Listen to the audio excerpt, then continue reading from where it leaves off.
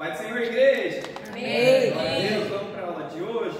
Vamos para a aula 5, nós estamos no panorama bíblico, amém? Nós estamos, na última aula nós vimos a segunda parte do livro de Êxodo, hoje nós vamos dar início no livro de Levítico. Você que pode abrir sua Bíblia, Levítico capítulo 19, versículo 2. Levítico capítulo 19, versículo 2.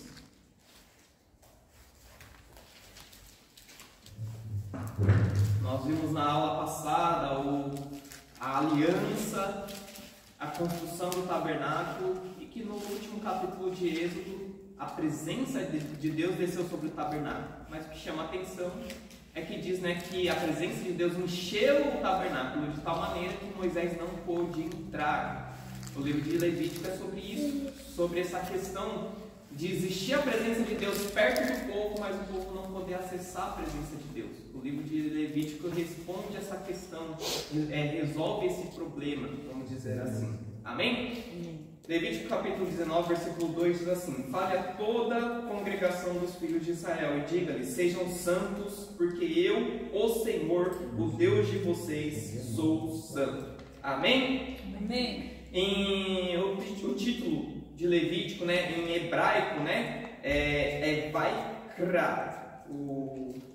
O irmão Cleiton vai saber falar melhor do que eu, em hebraico. Que quer se dizer e chamou, ou chamou Moisés. Esse título vem da primeira palavra do livro, que é chamou. Em grego, que é mais parecido, Levítico, é o título derivado da palavra em grego para levita, que é o povo que Deus chamou para aliança, O livro de Levítico é a continuação direta da narrativa de Êxodo. Para entendê-lo bem, precisamos observar o contexto em que ele se inicia. Em Êxodo, Deus libertou o povo de Israel da escravidão no Egito, fez uma aliança com eles no Monte Sinai e deu instruções para a construção do tabernáculo, o lugar onde sua presença se manifestaria entre o povo. No último capítulo, vemos que a glória do Senhor encheu o tabernáculo. Está lá em Êxodo, capítulo 40, versículo 34. Então a nuvem cobriu a tenda da congregação e a glória do Senhor encheu o tabernáculo. Contudo, apesar dessa manifestação gloriosa, o acesso à presença de Deus não era algo simples ou automático. O próprio Moisés não podia entrar quando a nuvem cobriu o tabernáculo. Está lá em Êxodo capítulo 40, versículo 35. Isso revela que a presença de Deus existe um acesso regulado pela santidade. O primeiro versículo de Levítico já indica a continuidade. Chamou o Senhor a Moisés e da tenda da congregação lhe falou. Deus de dentro, Moisés de fora. Amém? Amém. Levítico capítulo 1, versículo 1. Aqui Deus começa a ensinar como o povo deveria se aproximar dele. Levítico, portanto, serve como manual de santidade e adoração. Ele estabelece as regras para os sacrifícios, a função sacerdotal e a conduta do povo. Tudo isso com o propósito de preparar Israel para viver em comunhão com um Deus santo. Amém? Então vamos para o panorama, tá? Do capítulo 1 ao 7, a gente vê as leis do sacrifício, os diferentes tipos de sacrifícios. Amém? Capítulo 1 fala do holocausto, que é a oferta queimada totalmente no altar, tá? Capítulo 2 vai falar de oferta de manjares, que é a oferta de cereais, que normalmente era uma oferta de gratidão, uma oferta de louvor, uma oferta de adoração, tá? O capítulo 3 era o sacrifício pacífico, que expressava a comunhão, Capítulo 4 fala sobre o sacrifício pelo pecado, que era o sacrifício de expiação. Capítulo 5 vai falar do sacrifício pela culpa, que era a preparação por ofensas contra Deus ou contra o próximo, tá? Capítulo 6 vai falar das regras para os sacerdotes, que eram instruções específicas, sobre como apresentar essas ofertas. Capítulo 7 é a conclusão das leis sacrificiais e o resumo das ofertas, tá? E também das responsabilidades sacerdotais. Do capítulo 1 ao 7 a gente vê essa questão do sacrifício. Do capítulo 8 ao capítulo 10, 8, 9 e 10, a gente vai ver mais focado ao sacerdócio. Primeiro vai ser a consagração, Capítulo 8, consagração de Arão e seus filhos e o início do sacerdócio. Capítulo 9, primeiro serviço sacerdotal, né? Arão oferece sacrifícios e a glória do Senhor aparece ao povo. E o capítulo 10 é um capítulo trágico, né? Nadab e Abiú são os filhos de Arão e eles oferecem fogo estranho na presença de Deus e aquele fogo consome eles. Sai um fogo da presença de Deus e consome eles. Eles são mortos ali na hora, né? Isso mostra a questão, né? Por que Moisés não podia entrar na tenda enquanto a presença estava? É isso que o livro de Levítico trouxe para nos resolver. Amém? Do capítulo 11 ao capítulo 15, a gente vai ver leis de pureza, né? O que a Bíblia chama de puro e o que a Bíblia chama de impuro. No capítulo 11, vai falar sobre os animais puros e os animais impuros, tá? No capítulo 12 vai falar da purificação pós-parto. No capítulo 13 vai falar sobre as leis da lepra, né? E algumas doenças relacionadas a isso, né? Que tornavam as pessoas impuras. No capítulo 14 vai falar da purificação do leproso. No capítulo 15 vai falar das impurezas corporais, né? As partes do nosso corpo, os líquidos que saem do nosso corpo que nos tornam impuros, né? Interessante que o que era considerado puro ou impuro era considerado, normalmente, o impuro era aquilo que trazia uma conotação de mortalidade, tá? Animais impuros, tal, você não podia tocar em um cadáver, você não podia, alguns tipos de doença, você não podia ter contato com a pessoa, né? Na cultura daquela época, eram coisas que eles consideravam que trazia mortalidade, né? Deus sendo o provedor da vida, você não pode estar portando mortalidade na presença dele, então você estaria impuro, amém?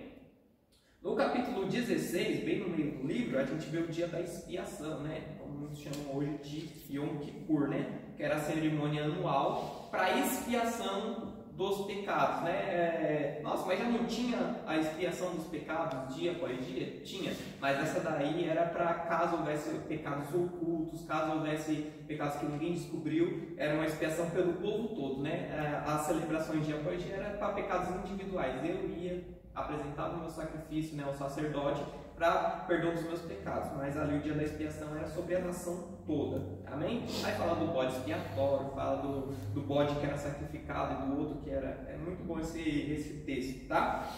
Capítulos do 17 ao 20 vai falar de leis de santidade, tá?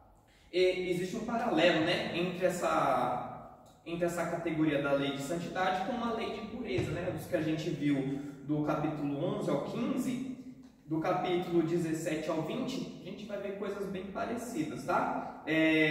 Sangue e sacrifícios, né? Que era a proibição de consumir, né? O sangue, a gordura dos sacrifícios não poderia ser comido, era pertencente a Deus, amém? Eram coisas santas, né? 17, a gente vai ver leis morais, né? Proibição de práticas imorais, especialmente ligadas à idolatria e tal. Capítulo 18, Deus chama a gente a ser santo, né? Chamada santidade em todas as áreas da vida. Capítulo 19, que a gente leu também, né? Sejam santos porque eu sou santo. E fala de pecados graves, né? Consequências da idolatria, imoralidade e desobediência. Do capítulo 21 e o capítulo 22, a gente vê mais sobre os sacerdotes. É um paralelo com o capítulo 7 ao 10, se eu não me engano, que vai falar sobre o ofício sacerdotal. Do capítulo 21 e 22 também vai falar a mesma coisa, sobre o sacerdócio. Vai falar das purezas do sacerdote, restrições quanto ao casamento e quanto ao contato com os mortos, ofertas aceitáveis, né, e regulamentos sobre a pureza. Capítulo 23 vai falar das festas, um capítulo bem interessante, irmãos, tá? Todas as festas têm um significado, tem algo profético ali nas festas, que são o sábado, a Páscoa, primícias, Pentecostes, trombetas, expiações, tabernáculos, tá? Capítulo 24, mais uma vez vai falar do serviço no tabernáculo, né? Instruções sobre o azeite para o candelabro, o pão da proposição e o caso do blasfemador apedrejado, amém? E o capítulo 25, que para mim é um dos melhores, fala do ano do jubileu, tá? A cada 50 anos, dívidas eram perdoadas, escravos eram libertos, tudo voltava ao seu próprio dono, amém? A terra era devolvida aos seus donos, amém? E capítulo 26, bênçãos e maldições, né? Tem as promessas de bênçãos, né? E advertências, né? Para quem não seguisse. Capítulo 27 fala sobre os votos, sobre as ofertas. E é isso. Levítico termina no capítulo 27. Amém? Amém. Esse é o panorama, né? Um resumo, né? Claro que nessa aula a gente não vai conseguir esgotar o assunto, é importante que todos leiam em casa. Mas o que a gente pode ver de pontos principais, pontos importantes sobre o livro de Levítico? Tá. Em primeiro lugar, a gente consegue ver a questão da santidade e do pecado, da pureza e da impureza. É bem claro. Esse livro ele fala sobre isso, sobre a questão da presença do nosso relacionamento com Deus. Então tem que ser em santidade, tem que ser em pureza. Fala dos filhos de Arão, né, que eram os sacerdotes ali daquela época, foram fulminados por não estarem totalmente na pureza. Amém? Amém. Então isso traz, né, temor, né, sobre que o ministério, né, sobre a presença de Deus não é brincadeira. Nós devemos ter essa consciência, né, de que a santidade é importante, de que a pureza é importante. Isaías capítulo 6, versículo 5 diz, né, vai trazer, né, um exemplo, né, de quem realmente tem intimidade com Deus, de quem realmente tem uma revelação da santidade de Deus, de quem realmente tem a revelação da pureza de Deus. Isso gera temor no nosso coração. Isaías capítulo 6, versículo 5 vai dizer, né, quando viu a glória de Deus, exclamou: ai de mim porque estou perdido, ai de mim porque vou perecendo, pois sou um homem de lábios impuros.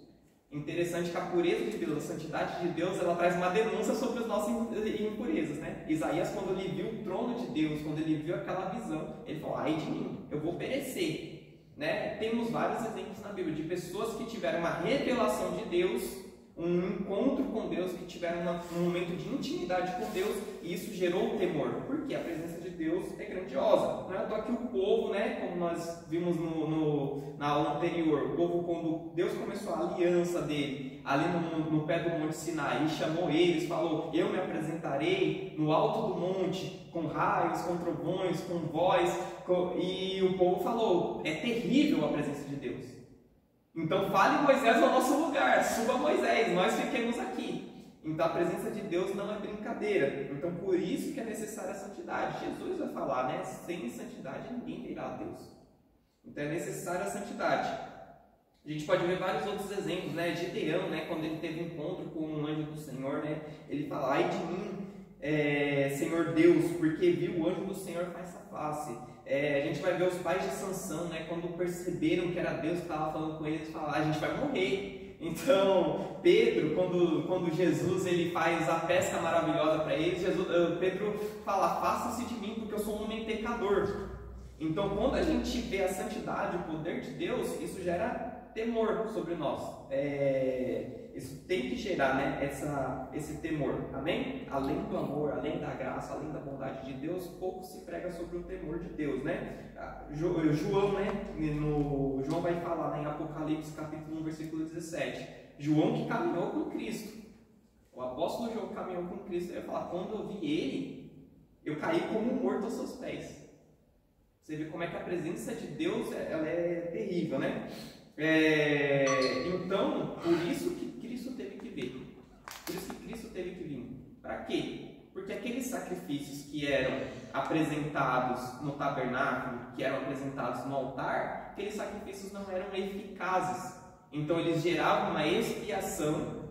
O sangue dos animais era como uma expiação para os nossos pecados, para as nossas impurezas, mas tinha que ser feito dia após dia, tinha que ser feito ano após ano. Já o sacrifício de Cristo, como diz lá em Hebreus capítulo 10, ele foi feito de uma vez por todas. Por isso hoje nós temos paz com Deus, por isso hoje nós temos acesso à presença de Deus. Por isso que quando Cristo falou: está consumado, o véu foi rasgado. O santo do santo, que só o sumo sacerdote podia entrar, nós temos acesso hoje. Amém?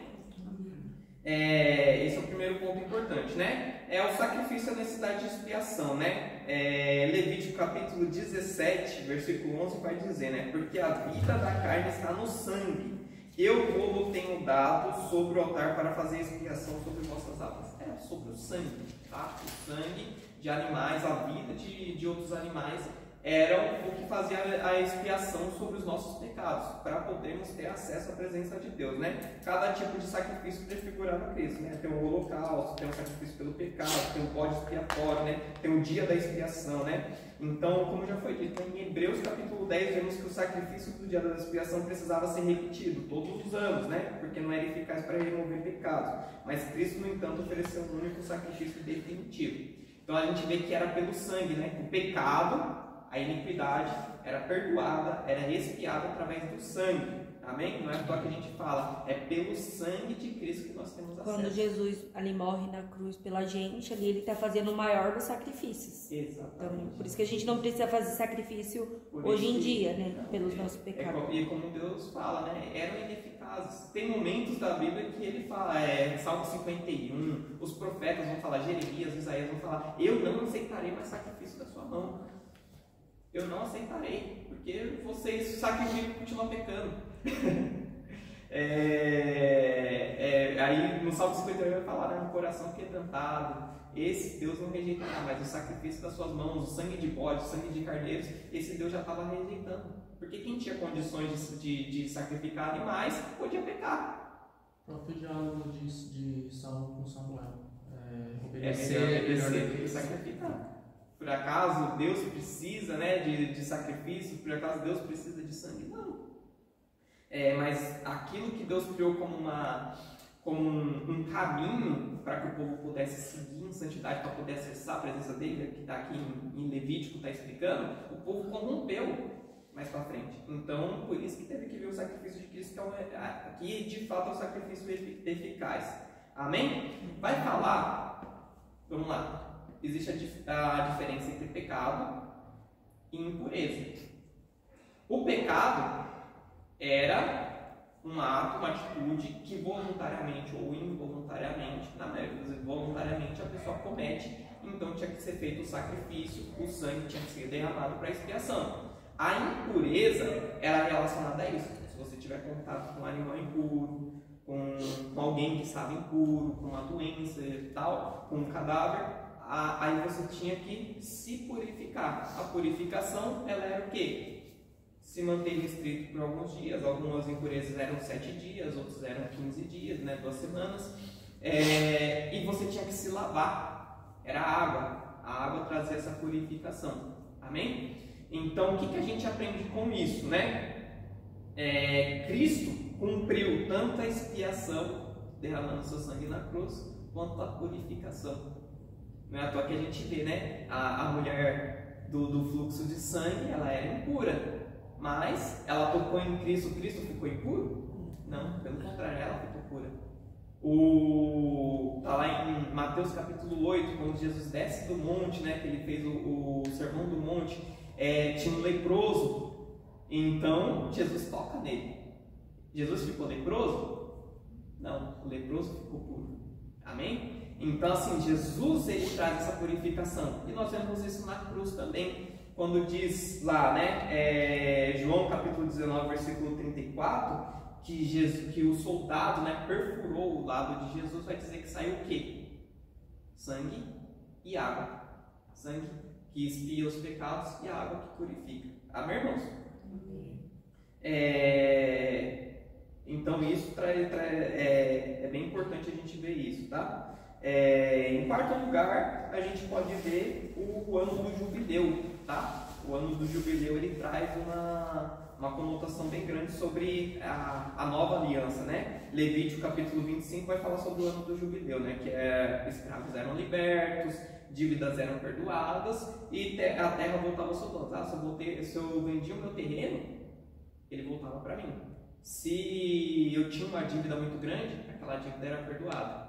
Se eu fui escravizado por causa de alguma dívida, por causa de alguma coisa, eu era liberto naquele ano. Aquele ano que era de 50 em 50 anos, o ano de jubileu, tudo era restituído, era o ano da restituição.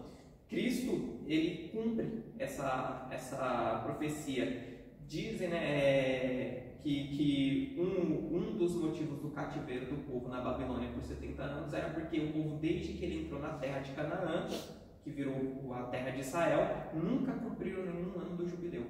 Então Então Deus deu aqueles 70 anos de cativeiro para que eles cumprissem aquele ano, deixassem a terra descansar, que a terra voltasse para seu dono, e eles foram libertos da escravidão. Pode perguntar. Então o ano do jubileu era um ano de descanso? Quer dizer?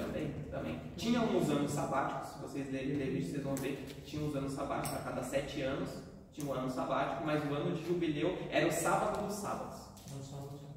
Era o sábado do sábado. Porque ele era no ano 50. 7 vezes 7, 49. O ano 50, o ano posterior. Por isso que Jesus vai falar, né? 70 vezes 7, né? Tem um 7 vezes 7, né? 49. O ano 50 era o ano do perdão, era o ano do jubileu. Era o ano que tinha um restart, né? O reset. Isso naquela época, né? Naquela época. Interessante se vocês forem ver. Deus dá a instrução que desde o ano, se eu não me engano, do ano 48 já não podia nem plantar mais. Então eram 3 ou 4 anos que o povo passava na provisão de Deus. 3 ou 4 anos que o povo passava na provisão. Não plantava, mas Deus dava provisão. Tinham que confiar. Por isso que o povo não cumpriu. Quem é que confia? 3 anos Deus vai prover. Deus deu maná, o povo colhia no outro dia, o povo colhia mais pensando que não ia. Que Deus dava todo dia. Deu deu domingo, segunda, terça, quarta, quinta, sexta. Aí ele falou: no sábado vocês não colherão. No sábado vocês não colherão. Eles queriam colher no sábado. Aí a ansiedade aí, como que não pra existe? você ver. Agora imagina os Deixa eu ver naquela época, porque falava, eu vou ficar com fome amanhã, então vou pegar. Então tá lá essa profecia em Isaías capítulo 61 e que Jesus em Lucas capítulo 4 versículo 18 ele cumpre, né, o ano do jubileu e diz: o Espírito do Senhor está sobre mim para proclamar libertação aos cativos e pôr em liberdade aos oprimidos. Ele continua, né, e para declarar, para anunciar o ano aceitável do Senhor. É o ano do jubileu. Hoje nós vivemos nessa era da graça anunciada por Cristo, o ano do jubileu. A gente tem que confiar que Deus é o nosso provedor, que Ele vai trazer libertação aos cativos, que Ele vai trazer a restituição a tudo aquilo que foi perdido, a tudo aquilo que foi vendido. Amém? Amém.